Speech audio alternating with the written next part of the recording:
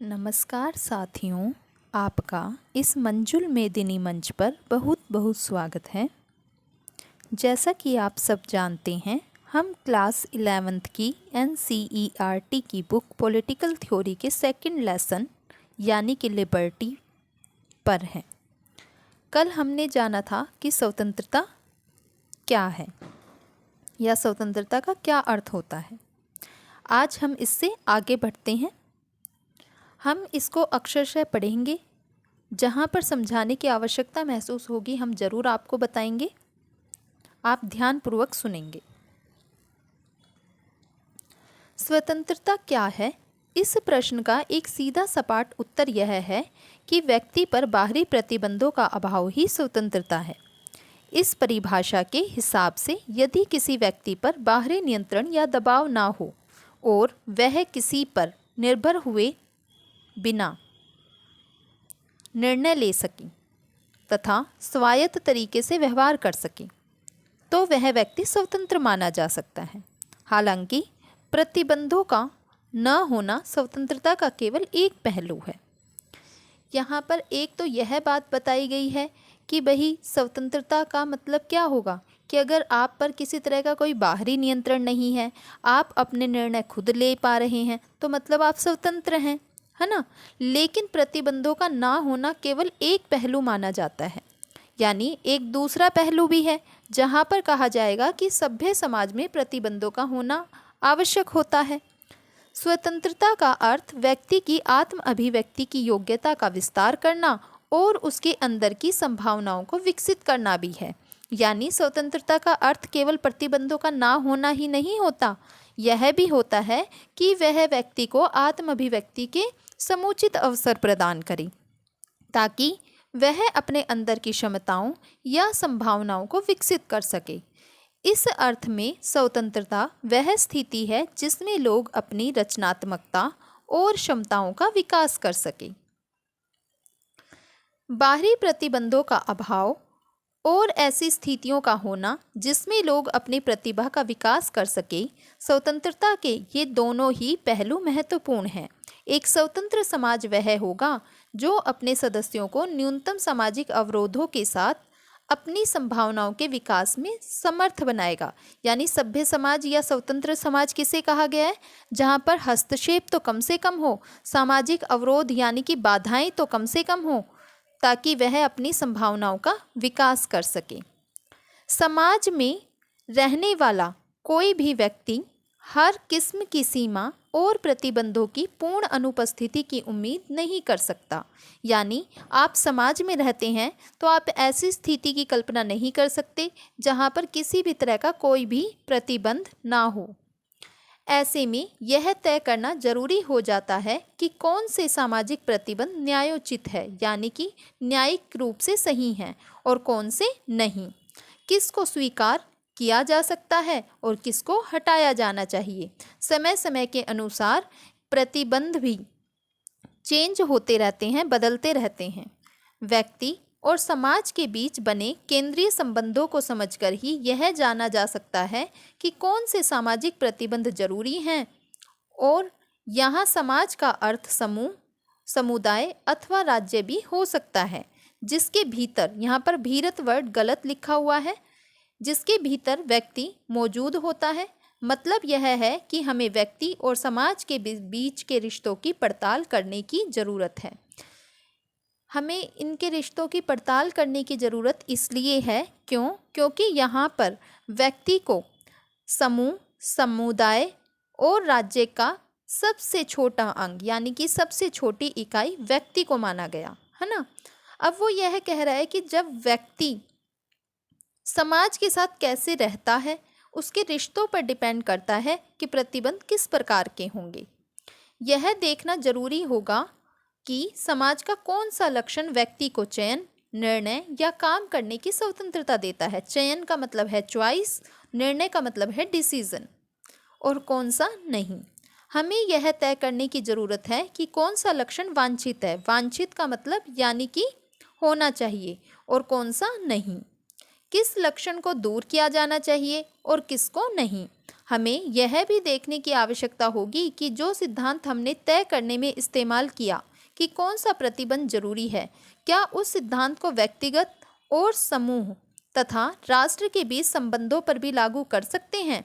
अभी तक हमने स्वतंत्रता को प्रतिबंधों के अभाव के रूप में परिभाषित किया है। स्वतंत्र होने का अर्थ उन सामाजिक प्रतिबंधों को कम से कमतर करना है। कम से कमतर का मतलब जो कम, बहुत कम, जितना कम हो सके उतना कम प्रतिबंध लगाने की बात करें, जो हमारी स्वतंत्रता पूर्वक चयन करने की क्षमता पर रोक टोक लगाए, यानी कि कम से कम रोक टोक की जाए। हालांकि यह स्वतंत्रता का केवल एक पहलू है। दूसरे शब्दों में स्वतंत्रता का एक सकारात्मक पहलू भी है। और सकारात्मक पहलू क्या कहता है कि स्वतंत्रता पर उचित रोक लगाई जानी चाहिए, या स्वतंत्र होने के लिए समाज को उन बातों का विस्तार देना चाहिए जिसमें व्यक्ति, समूह, समुदाय या राष्ट्र अपने भाग्य, दिशा और स्वरूप का निर्धारण करने में समर्थ हो सके। कई बार जब आप रीजनिंग करते हैं तो उसमें पूछा जाता है कि सही क्रम बताएं, तो आपको पता होना चाहिए कि सबसे पहले व्यक्ति आएगा, फिर समूह आएगा, फिर समुदाय आएगा और फिर राष्ट्र आएगा। तो कई बार क्रम में लगाने के लिए दिया जाता है, तो आप इसको गलत नहीं करेंगे, इसको ध्यान में रखेंगे कि पहले व्यक्ति, फिर समूह, फिर समुदाय और फिर राष्ट्र। इस अर्थ में स्वतंत्रता व्यक्ति की रचनाशीलता, संवेदनशीलता और क्षमताओं के भरपूर विकास को बढ़ावा देती है। यह विकास खेल, विज्ञान, कला, संगीत और अन्वेषण जैसे किसी भी क्षेत्र में हो सकता है। यहाँ पर कहा गया है कि व्यक्ति को स्वतंत्रता तो दी जाए, लेकिन वो स्वतंत्रता कैसी हो, कौन से प्रतिबंध हो, कौन सी परिस्थितियाँ हो जिसमें वह विकास कर सके। तो यहाँ पर विकास के क्षेत्र बताए गए हैं कि भाई खेल हो, विज्ञान हो, कला हो, संगीत हो या अन्वेषण हो, जिसमें वह रचनाशीलता को दिखा सकता है, अपनी क्षमताओं का विकास कर सकता है। स्वतंत्र समाज वह होता है जिसमें व्यक्ति अपने हित संवर्धन न्यूनतम प्रतिबंधों के बीच में करने में समर्थ होता है। स्वतंत्रता को बहुमूल्य माना जाता है। क्यों? क्योंकि इसमें हम निर्णय और चयन कर पाते हैं। कौन से निर्णय और चयन की बात हो रही है? जिसमें व्यक्ति के अपने हित संवर्धित होते हो, वह अपने हित का पोषण कर पाता हो, जो वह अपने लिए उचित समझता हो। ठीक है। स्वतंत्रता के कारण ही व्यक्ति अपने विवेक और निर्णय की शक्ति का प्रयोग कर पाते हैं। किस वजह से कर पाते हैं अपनी स्वतंत्रता का प्रयोग? अपने विवेक और निर्णय की शक्ति की वजह से।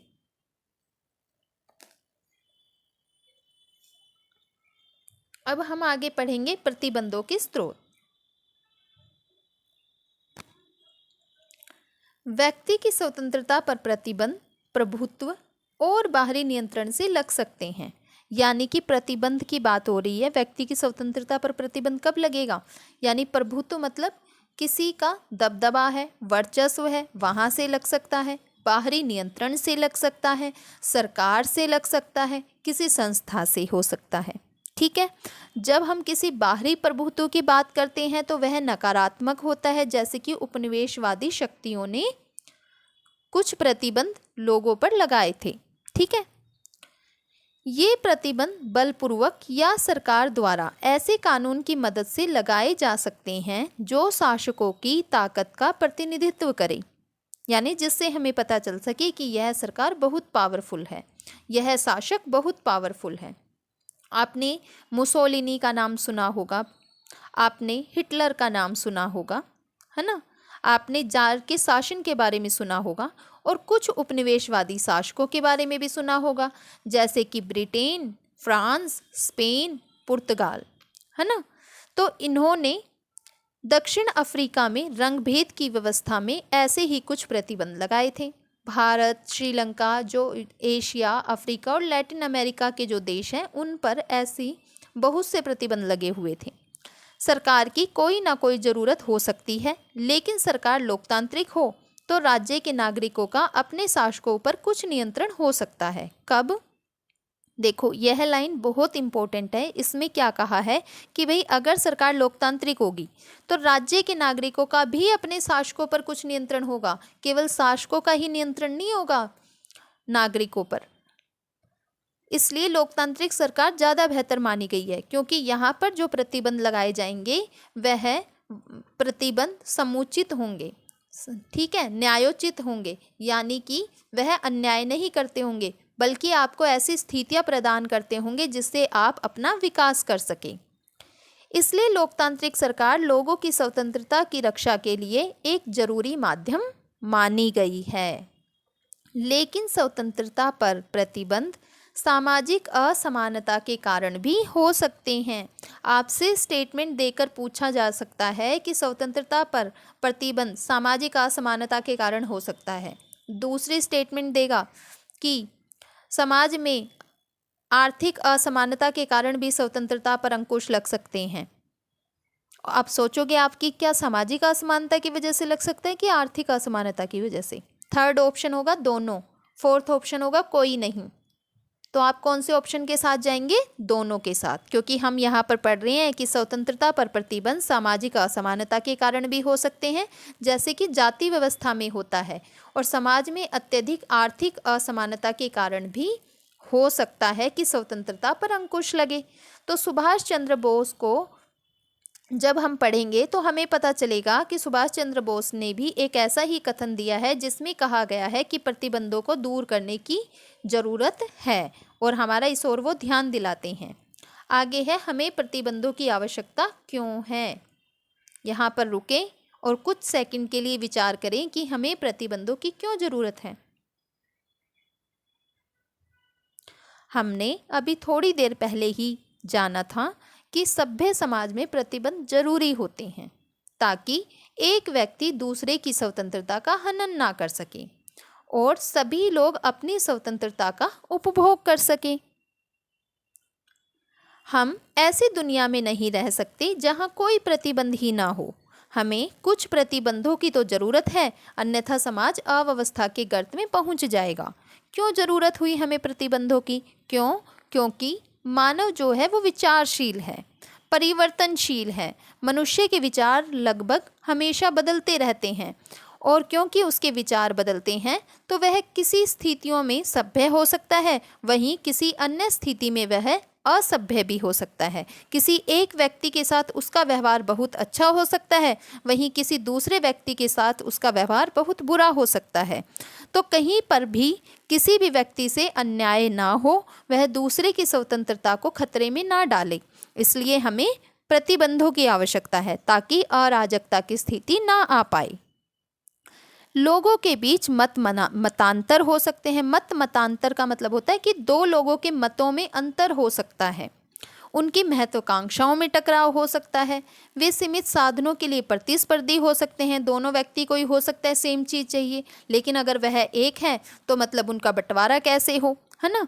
तो समाज में असहमति उभरने के अनेक कारण हो सकते हैं, कुछ तो खुले संघर्ष के रूप में भी व्यक्त हो सकते हैं। हम चारों ओर छोटे बड़े कारणों पर लड़ने के लिए तैयार लोगों को देखते हैं। सड़क पर गाड़ी चलाते समय क्रोध, पार्किंग में जगह के लिए झगड़ा, जमीन या मकान के लिए लड़ाई, किसी खास फिल्म को दिखाए जाने पर असहमति जैसे अनेक मुद्दे संघर्ष, हिंसा और कई बार जनहानि तक ले जाते हैं। इसलिए हम समाज को हिंसा पर नियंत्रण और वाद विवाद के लिए कोई न कोई तरीका अपनाना जरूरी समझते हैं। जब तक हम एक दूसरे के विचारों का सम्मान करें और दूसरे पर अपने विचार थोपने का प्रयास ना करें, तब तक हम आज़ादी के साथ और न्यूनतम प्रतिबंधों के साथ रहने में सक्षम रहेंगे। आदर्श रूप में एक मुक्त समाज में हमें अपने विचारों को बनाए रखने, जीने के अपने तरीके को विकसित करने और अपनी इच्छाओं का पालन करने में समर्थ होना चाहिए। लेकिन ऐसे समाज के निर्माण के लिए भी कुछ प्रतिबंधों की आवश्यकता होती है। आप देख रहे हैं ना, कैसे हम बेहतर समाज के निर्माण की बात करते तो हमें प्रतिबंध भी चाहिए। कम से कम यह जरूरी होती है कि हम विचार विश्वास और मन के जो हमारे अंतर है, यानी कि जिसे हम मत भी बोल देते हैं, तो मत के अंतरों को स्वीकार करने के लिए तैयार रहें। यानी मैं कुछ बोलूँ तो सामने वाला मेरा सम्मान करे और सामने वाला बोले तो मैं उसकी बात का सम्मान करूँ। चाहे हमारे बीच में कितने ही मतभेद हों, हम कितने ही मतांतर वाले हों, लेकिन हमें दूसरे को भी अभिव्यक्ति का अधिकार देना चाहिए। ठीक है। कभी कभी हमें लग सकता है कि हमारी प्रबल आस्थाओं के लिए ज़रूरी है कि हम उन सब का विरोध करें और हमारे विचारों को, और हम किसके विरोध की बात कर रहे हैं? जो हमारे विचारों को खारिज कर रहा है या हमसे अलग राय रख रहा है। हमें कुछ विचार या जीवन शैली अस्वीकार्य या अवांछित लग सकते हैं। ऐसी स्थिति में कुछ ऐसे कानूनी और राजनीतिक प्रतिबंध होने चाहिए। फिर हमें लगेगा कि भाई कुछ ऐसे कानूनी और राजनीतिक प्रतिबंध होने चाहिए थे जिनसे यह सुनिश्चित हो सके कि एक समूह के विचारों को दूसरे पर आरोपित किए बिना आपसी अंतरों पर चर्चा और वाद विवाद हो सके। बदतर स्थिति में हमें किसी के विचारों से एकरूप हो जाने के लिए बाध्य किया जा सकता है। ऐसी स्थिति में हमें अपनी स्वतंत्रता को बचाने के लिए कानून के संरक्षण की और भी ज़्यादा ज़रूरत होती है। किसकी ज़रूरत होती है? कानून के संरक्षण की। कब? जब हम ऐसा महसूस करते हैं कि हमारे ऊपर बदतर स्थिति में किसी के विचार थोपे जा रहे हैं। हालांकि महत्वपूर्ण सवाल यह पहचानना है कि स्वतंत्रता पर कौन सा प्रतिबंध आवश्यक और औचित्यपूर्ण है और कौन सा नहीं। कौन सी सत्ता औचित्यपूर्वक यह कह सकती है कि क्या किया जा सकता है और क्या नहीं, और क्या हमारे जीवन के कुछ क्षेत्र और कार्य ऐसे हैं जिन्हें सभी बाहरी प्रतिबंधों से मुक्त छोड़ दिया जाना चाहिए। भाई किसी तरह का कोई उस पर रोक टोक ना हो। तो यानी कि हमने जाना कि प्रतिबंध होना भी कितना आवश्यक है। अब हम कुछ मुख्य विचारों को जानने की कोशिश करेंगे, जिसमें सबसे पहले स्वराज की अवधारणा आती है। यहाँ पर हम एक स्वराज शब्द देख रहे हैं। यह केवल शब्द ही नहीं है, बल्कि अपने आप में एक अवधारणा है, विस्तृत अवधारणा है। स्वराज, जैसा कि शब्द से ही हमें पता चल रहा है, स्व मीन्स स्वयं का या अपना, राज मतलब शासन होना। लेकिन हम यहाँ देखेंगे कि कैसे स्वराज शब्द का अर्थ एक और भी होता है, यानी कि अपने देश में अपने देश के लोगों द्वारा शासन होना भी होता है। ठीक है। स्व का शासन भी होता है और स्व के ऊपर शासन भी होता है। तो हम यह जानने की कोशिश करते हैं। भारतीय राजनीतिक विचारों में स्वतंत्रता की समानार्थी अवधारणा स्वराज है। स्वराज का अर्थ स्व का शासन भी हो सकता है और स्व के ऊपर शासन भी हो सकता है। भारत के स्वतंत्रता संघर्ष के संदर्भ में स्वराज राजनीतिक और संवैधानिक स्तर पर स्वतंत्रता की मांग है। सामाजिक और सामूहिक स्तर पर यह एक मूल्य है। इसलिए स्वराज स्वतंत्रता आंदोलन में एक महत्वपूर्ण नारा बन गया। अब यहाँ पर हमें तिलक के इस कथन को हमेशा याद रखना है कि स्वराज मेरा जन्मसिद्ध अधिकार है और मैं इसे लेकर रहूँगा। ये कई बार एग्जाम में पूछा जा चुका है। स्वराज का आशय अपने ऊपर राज करना भी है। स्वराज की यही समझ गांधी के हिंद स्वराज में प्रकट हुई है। गांधी के हिंद स्वराज नाम की एक बुक है। यह 1909 में लिखी गई थी। तो आप इसको याद रखेंगे, कई बार एग्जाम में पूछा जा चुका है। अब हिंद स्वराज में इन्होंने क्या कहा है, हमें यह भी देखना है। हिंद स्वराज के शब्दों में, जब हम स्वयं पर शासन करना सीखते हैं तभी स्वराज है। बताओ यह कथन किसने कहा? गांधी जी ने। कहाँ पर? हिंद स्वराज की बुक में। स्वराज केवल स्वतंत्रता नहीं, ऐसी संस्थाओं से मुक्ति है जो मनुष्य को उसकी मनुष्यता से वंचित करती है। यहाँ पर ऐसी संस्थाएं क्यों बोला गया है? क्योंकि संस्थाओं का निर्माण मनुष्य के द्वारा किया गया और मनुष्य ही उस संस्था का भाग होते हैं, है ना, जिनके पास कुछ पावर होती है और वो उन पावर का उपयोग अन्य लोगों पर शासन करने के लिए करते हैं। तो महात्मा गांधी का कहना है कि कई बार ये मनुष्य को उसकी मनुष्यता से वंचित कर देती है और कई बार असभ्य भी बना देती है। स्वराज में मानव को यंत्रवत बनाने वाली संस्थाओं से मुक्ति पाना निहित है। उनका कहना है कि मानव को यंत्रवत बनाने वाली संस्थाओं का हिस्सा नहीं होना चाहिए। सभी लोगों का स्व पर राज होना चाहिए, स्व पर कंट्रोल होना चाहिए, ताकि वह किसी दूसरे व्यक्ति के साथ बुरा ना कर सके। लेकिन अभी थोड़ी देर पहले हमने जाना था कि व्यक्ति एक तर्कशील व्यक्ति है और उसके तर्क समय की परिस्थितियों के हिसाब से बदलते रहते हैं, यानी वह तर्कशील, विचारशील और परिवर्तनशील व्यक्ति है ना। तो जब उसके विचार बदलेंगे तो वह जरूरी नहीं कि वह हर परिस्थिति में सभ्य ही हो सकता है किसी परिस्थिति में वह असभ्य भी हो जाए। तो स्वराज पाने की जो यह बात की जा रही है कि व्यक्ति को मनुष्य ही बना रहने दें और हम उसे यंत्रवत बनाने वाली संस्था में ना बदलें, तो यहाँ पर हम देखते हैं कि स्वराज पाने की परियोजना में सच्चे स्व और उसके समाज समुदायों से रिश्तों को समझना महत्वपूर्ण है। और कई बार उसके रिश्ते अच्छे नहीं होंगे तो वह वहाँ पर न्याय भी नहीं कर पाता है, तो इसलिए प्रतिबंधों का होना आवश्यक है। गांधी जी का मानना था कि स्वराज के फलस्वरूप होने वाले बदलाव न्याय के सिद्धांत से निर्देशित होकर व्यक्तिगत और सामूहिक दोनों तरह की संभावनाओं को अवमुक्त करेंगे। यहाँ पर गांधी जी जब स्वराज की बात कर रहे हैं तो आपको पता होगा कि उन्होंने एक राम राज्य का कॉन्सेप्ट दिया था। राम राज्य की कॉन्सेप्ट में उनका मानना था कि किसी भी तरह की कोई भी शासन पद्धति नहीं होगी, सभी लोग स्व राज्य को अपनाएंगे और स्वराज्य में हर व्यक्ति स्वयं पर कंट्रोल रखेगा, ठीक है, और वह सभी के साथ अच्छा व्यवहार करेगा। उसके जो रिश्ते हैं वो मानव को मनुष्यता की ओर ले जाने वाले होंगे। लेकिन हम देखते हैं कि समाज में सभी तरह के लोग होते हैं और लोकतांत्रिक व्यवस्था में स्वराज और स्वतंत्रता दोनों को अपनाए रखने की बात सिद्ध हो सकती है, इसलिए हमने लोकतंत्र को अपनाया है, जहाँ पर हम स्वतंत्रता के साथ साथ स्वराज को अपने दैनिक जीवन में अपनाकर व्यक्तिगत और सामूहिक दोनों तरह की संभावनाओं को प्राप्त कर सकते हैं। कहना ना होगा कि स्वराज की ऐसी समझ 21वीं सदी में, मतलब आज भी ये उतनी ही इम्पोर्टेंट है। अगर मनुष्य स्वराज की अवधारणा को अपना ले तो वह मनुष्यता के और ज़्यादा निकट पहुंच जाएगा और हम एक सभ्य समाज की कल्पना कर पाएंगे, एक मुक्त समाज की कल्पना कर पाएंगे, उस कल्पना को जी भी पाएंगे। तो ये उतनी ही प्रासंगिक है और हिंद स्वराज 1909 में गांधी जी द्वारा लिखी गई थी।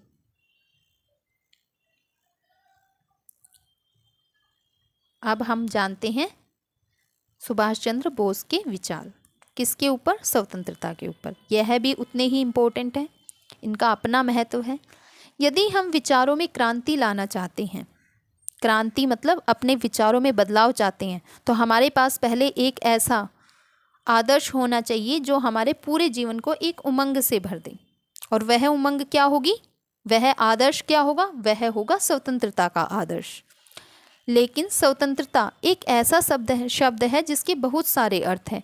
जैसे जब हम स्वायत्तता बोलते हैं, छूट बोलते हैं, आज़ादी बोलते हैं, उदारता बोलते हैं, तो यह सब स्वतंत्रता के ही समान अर्थ रखने वाले शब्द हैं और अलग अलग परिस्थितियों में, परिप्रेक्ष्य में इनका उपयोग किया जाता है। हमारे देश में स्वतंत्रता की अवधारणा विकास की एक प्रक्रिया से गुजरी है, यानी एक ही दिन में स्वतंत्रता की अवधारणा डेवलप नहीं हो गई, उसको वो एक पूरी प्रोसेस से होकर गुजरी है, उसको समय लगा है। स्वतंत्रता से मेरा आशय ऐसे सर्वांगीण स्वतंत्रता है, सर्वांगीण मतलब सभी क्षेत्रों में, सभी लोगों के लिए, सभी वर्गों के लिए, जो व्यक्ति और समाज की हो, अमीर और गरीब की हो, स्त्रियों और पुरुषों की हो, सभी लोगों और सभी वर्गों की हो। इस स्वतंत्रता का मतलब न केवल राजनीतिक गुलामी से मुक्ति होगा, बल्कि यहाँ पर देखो संपत्ति के समान बंटवारे की बात की गई है, जातिगत अवरोधों की बात की गई है कि जातिगत अवरोध मतलब जो जातिगत बाधाएं हैं उनको ख़त्म किया जाए, सामाजिक असमानताओं का अंत किया जा सके, सांप्रदायिकता और धार्मिक असहिष्णुता का सर्वनाश भी होगा। यानी कि सांप्रदायिकता और धार्मिक असहिष्णुता का यहाँ पर सर्वनाश की बात की गई है, यानी हम जितने सहनशील अपने धर्म के प्रति होते हैं उतने ही दूसरे के प्रति बने, ताकि समाज में जो हम संप्रदाय, भाषा, धर्म, जाति के आधार पर जो भी हिंसा देखते हैं उसको ख़त्म किया जा सके। यह आदर्श व्यवहार कुशल स्त्री पुरुषों को एक स्वप्न सरीखा लग सकता है, लेकिन केवल यही आदर्श आत्मा की भूख मिटा सकता है। कौन सा आदर्श? स्वतंत्रता का आदर्श। तो आज हमने स्वतंत्रता के बारे में अलग अलग लोगों के अलग अलग विचारों को जाना। अब हम इससे आगे हानि सिद्धांत कल पढ़ेंगे। आज के लिए इतना ही। आशा करते हैं आपको समझ आया होगा। धन्यवाद। आपका दिन शुभ हो।